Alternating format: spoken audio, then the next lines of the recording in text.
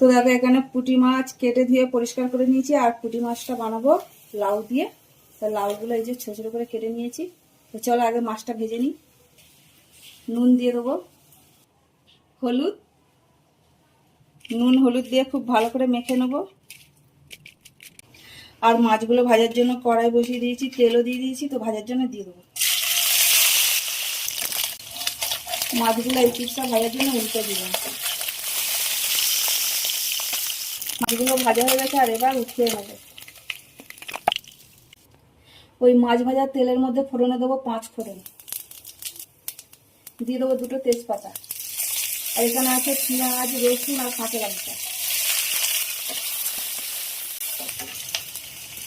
এবার লাউগুলো দিয়ে দেবো, হলুদ দেবো, নুন দেবো,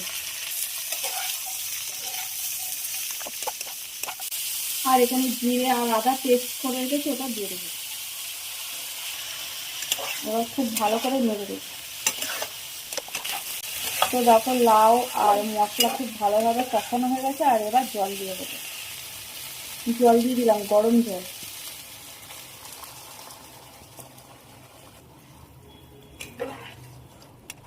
ফোটার জন্য ঢাকা দিয়ে দিলাম।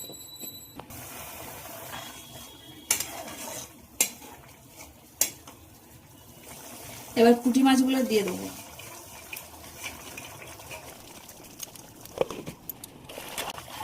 তো দেখো লাউ দিয়ে পুঁটি মাছ দিয়ে কিন্তু একদম হয়ে গেছে। আর নামানোর আগে একটু ধনেপাতা দেবো আমি। তো ধনেপাতা দিয়ে দিলাম, আর অল্প একটু ফুটিয়ে তারপর নামিয়ে নেবো। তো ঢেলে আর দেখালাম না। তো চলো আবার অন্য কোনো ভিডিও তোমাদের সাথে দেখা হবে।